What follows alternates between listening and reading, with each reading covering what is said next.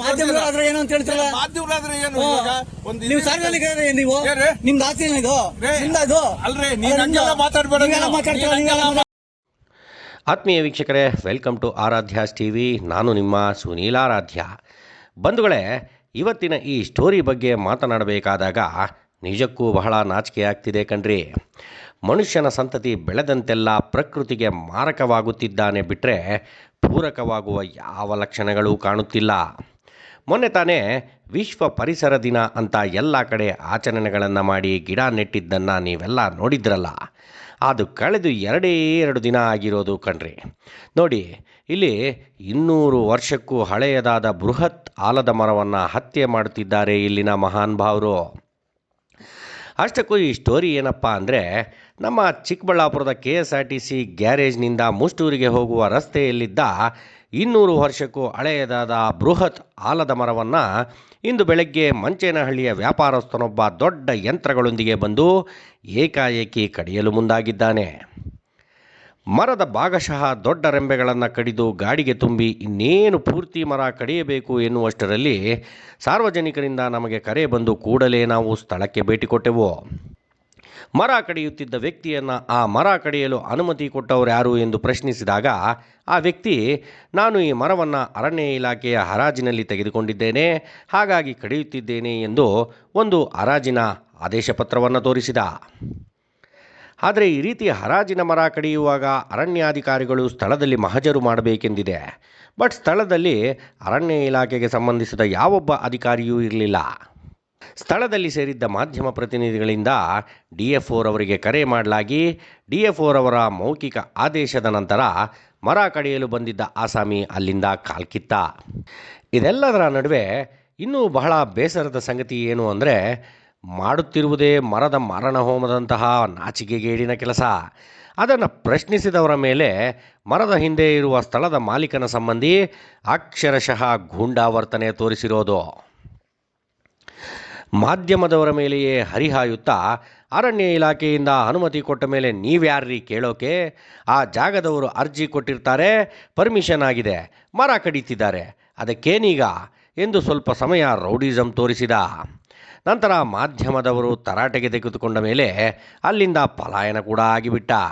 ಮಾಧ್ಯಮಗಳಾದ್ರೆ ಏನು ಅಂತ ಹೇಳ್ತಿರಲ್ಲ. ಮಾಧ್ಯಮಗಳಾದ್ರೆ ಏನು ನೀವು ಸಾರ್ವಜನಿಕರೇ, ನೀವು ನಿಮ್ದು ಆಸ್ತಿ ಇದು ನಿಮ್ದು ಅಲ್ರಿ, ನೀವೆಲ್ಲ ಮಾತಾಡ್ಬೇಡ. ಬಿಡಬೇಕು ಅನ್ನೋದು ನಿಮ್ಮ ಅಭಿಪ್ರಾಯನಾ? ಈ ಮರ ಹೊಡಿಬೇಕು ಅಲ್ಲಲ್ಲ, ನೀವ್ ಹೇಳಿ ಅಲ್ಲ, ನೀವ್ ಹೇಳಿ ಮರ ಹೊಡಿಯಕ್ಕೆ ಬಿಡಬೇಕು ಅನ್ನೋದು ನಿಮ್ಮ ಅಭಿಪ್ರಾಯನಾ?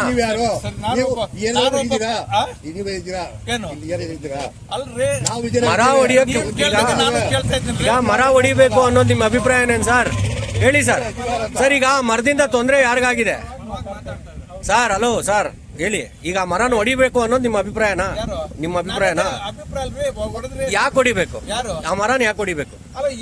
ಫಾರೆಸ್ಟ್ ಅವ್ರು ಪರ್ಮಿಷನ್ ಕೊಟ್ಟಿದ್ದಾರೆ ಅಂದ್ರೆ ಹಂಗಾರ ಮರನ ಹೊಡಿಬೋದಾ? ಇಲ್ಲಿರೋ ಸಾರ್ವಜನಿಕರು ಯಾರಾದ್ರೂ ಅದಕ್ಕೆ ಅಹವಾಲ್ ಕೊಟ್ಟಿದಾರ?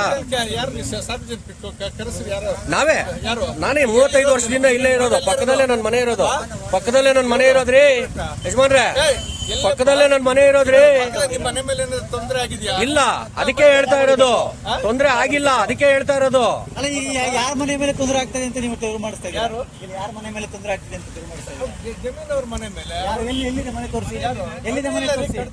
ಅದನ್ನೇ ಹೇಳ್ತಾ ಇರೋದು. ಈಗ ಅವ್ರ ಜಾಗದಲ್ಲಿ, ಸ್ವಂತ ಜಾಗದಲ್ಲಿ ಇದೆಯಾ? ಅವ್ರ ಸ್ವಂತ ಜಾಗನೇ ಅಲ್ಲ. ಈಗ ಈ ಜಮೀನ್ ಅವ್ರ ಸ್ವಂತ ಜಾಗ. ಅದನ್ನ ಲೀಗಲ್ ಆಗಿ ನಮ್ಗೆ ಹೇಳಿ ಬಿಡಿ. ಮರ ಇರೋದು ರೋಡ್ ಮರ ಹೆಂಗ್ ತೆಗಿತೀರಾ? ಮರ ಇರೋದು ಫಾರೆಸ್ಟ್ ಡಿಪಾರ್ಟ್ಮೆಂಟ್ ರೋಡ್ ಮರ. ನೀವು ಕೆಲಸ ಅಲ್ಲಪ್ಪ, ನೀವು ಒಂದು ಕೆಲಸ ಮಾಡಿ. ಇವಾಗ ಬೇರೆ ಮರಗಳು ತೆಗಿಯೋದಕ್ಕೆ ಫಾರೆಸ್ಟ್ ಪರ್ಮಿಷನ್ ಇಲ್ಲದೆ ತೆಗಿಯೋಕ್ಕಾಗುತ್ತಾ? ಅನಿವಾರ್ಯವಿದ್ದಾಗ ಮಾತ್ರ ತೆಗಿಬೇಕು, ತೆಗಿಬೇಕಲ್ಲ. ನನ್ಗೆ ಅರ್ಥ ಇಲ್ಲ. ಅನಿವಾರ್ಯ ಇದ್ದಾಗಲೇ ಅವರು ಪರ್ಮಿಷನ್. ಅನಿವಾರ್ಯ ಅಲ್ವಲ್ಲ ಇದು? ಯಾವುದು ಅಲ್ಲಪ್ಪ, ಪರ್ಮಿಷನ್ ಯಾಕೆ ಕೊಡ್ತಾರೆ? ಅಣ್ಣ, ಅವ್ರ ಒಳಗಡೆ ಏನಂತ ಮಾಡಿದಾರೋ ನಮಗೂ ಗೊತ್ತಿಲ್ವಲ್ಲ ಅಣ್ಣ. ಅದನ್ನ ತಿಳ್ಕೊಳಕ್ಕೆ ನಿಲ್ಸಿರೋದು. ಈಗ ಅದನ್ನ ತಿಳ್ಕೊಳಕ್ಕೆ ನಿಲ್ಸಿರೋದು. ಫಾರೆಸ್ಟ್ ಡಿಪಾರ್ಟ್ಮೆಂಟ್ ಆಯ್ತು ಹೋಗೋಣ. ಅಧಿಕಾರಿಗಳೇ ನಿಮ್ ಜೊತೆ ಶಾಮೀಲಾಗಿದ್ದಾರೆ ಅಂತ ಹೇಳ್ತಾರದು. ನೀವು ಶಾಮಿಲ್ ಮಾಡ್ಬಿಡ್ತೀರಪ್ಪ. ಮಾಡ್ತೀರಾ? ನೀವೇ ಇವಾಗ ಒಂದು ಸಾವಿರ ನನಗೆ ತೀಟೆ ಶಾಮಿಲ್ ಆಗೋದು ನನಗೆ ತೀಟೆ. ಮತ್ತೆ ನೀವು ಬಂದೀಗ ಎಲ್ಲಾರು ಬೇಡ ಅಂತ ಇದ್ರೆ ನೀವು ಬಂದು ಪರವಾಗಿ ಮಾತಾಡ್ತಾ ಇದ್ದೀರಲ್ಲ. ಅಲ್ಲಣ್ಣ, ಎಲ್ಲಾರು ಬೇಡ ಅಂತ ಇದ್ರೆ ನೀವು ಬಂದು ಪರವಾಗಿ ಮಾತಾಡ್ತಾ ಇದ್ದೀರಲ್ಲ, ಮರ ಹೊಡೀರಿ ಅಂತ. ಯಾಕೆ? ಕಾರಣ ಏನು? ಅದು ನಮ್ಮ ಸೋದರ ಮಾವಂದ್ರೆ ಅದು ಜಾಗ ಮತ್ತೆ ಹೇಳ್ತಾ ಇದ್ದೀರಾ? ಅದಕ್ಕೆ ಇವಾಗ ಅವ್ರು ಫೋನ್ ಮಾಡಿದಕ್ಕೆ ಬಂದು ನನ್ಗೆ ತೀಟ ಇಲ್ಲ. ಅಲ್ಲಿ ನೀವು ಬರಾನೇ ಓಡಿಸ್ಕೊಳ್ತಿರೋ ಇನ್ನೊಂದು ಓಡಿಸ್ಕೊಳ್ಬೇಕಾ? ಅವ್ರು ಫೋನ್ ಮಾಡಿದ್ರು, ನೋಡಪ್ಪ ಪರ್ಮಿಷನ್ ಕೊಟ್ಟಿದ್ರು, ಅವ್ರು ಹೊಡಿತಾ ಅಲ್ಲ, ಇದು ಮನೆ ಮಾಡೋದಕ್ಕ ಲೇಔಟ್ ಮಾಡೋದಕ್ಕೆ ಯಾವ್ದು ಇದು ನೋಡಿ. ಒಂದು ನಿಮಿಷ ಹೇಳ್ತೀನಿ. ಈ ಜಾಗದಲ್ಲಿ ಅವ್ರು ಏನಾದರೂ ಮಾಡ್ಕೊಳ್ಳಿ, ಅವ್ರ ಜಾಗ ಅವರು ಪರ್ಮಿಷನ್ ಫಾರೆಸ್ಟ್ ಡಿಪಾರ್ಟ್ಮೆಂಟ್ ಪರ್ಮಿಷನ್ ಕೇಳಿದ್ದಾರೆ, ಅವ್ರು ಕೊಟ್ಟಿದ್ದಾರೆ, ಇವ್ರು ಹೊಡಿತಾ ಇದ್ದಾರೆ. ಅಲ್ಲ, ಅವ್ರು ಹಂಗ್ ಕೊಟ್ಟಿಲ್ವಲ್ಲ PWD ಜಾಗಕ್ಕೆ ಅಂತ ಬಂದು ಇವರು ಲೇಔಟ್ಗೆ ಅಂತ ತಗೊಂಡಿಲ್ಲ ಪರ್ಮಿಷನ್ ದುಡ್ಸ್ಕೊಂಡಿಲ್ಲ. ಅವರೇ ಹೇಳ್ತಾ ಇದಾರೆ ಆ ಲೇಔಟ್ ಈ ಜಾಗದವ್ರು ಪರ್ಮಿಷನ್ ಯಾರು ಜಾಗದವ್ರ ಹೌದಪ್ಪ, ಅವ್ರು ಯಾರು ಹಾಕಿದ್ದಾರೆ ಸಾರ್ವಜನಿಕರ. ಈ ಘಟನೆಯನ್ನು ಅರಣ್ಯ ಇಲಾಖೆಯವರು ಸುಮ್ಮನೆ ಬಿಡದೆ ಈ ವಿಚಾರವಾಗಿ ಒಂದು ಸ್ಟ್ರಾಂಗ್ ತನಿಖೆ ನಡೆಸಿ ಒಂದು ನಿರ್ಧಾರಕ್ಕೆ ಬಂದರೆ ತುಂಬ ಒಳ್ಳೆಯದು. ಆ ಮರದ ಹಿಂದೆ ಇರುವ ಲೇಔಟ್ ಮತ್ತು ಖಾಲಿ ನಿವೇಶನದ ಮಾಲೀಕರ ಸ್ವಾರ್ಥಕ್ಕೆ ನೈಸರ್ಗಿಕ ಸಂಪತ್ತು ನಾಶವಾಗದಿರಲಿ ಎಂಬುದು ನಮ್ಮ ಆಶಯ. ಈ ಕೃತ್ರಿಮ ಕೆಲಸಕ್ಕೆ ಕೈ ಹಾಕಿರುವ ಆ ಮಹಾನುಭಾವರಿಗೆ ಈ ಮಾತುಗಳು.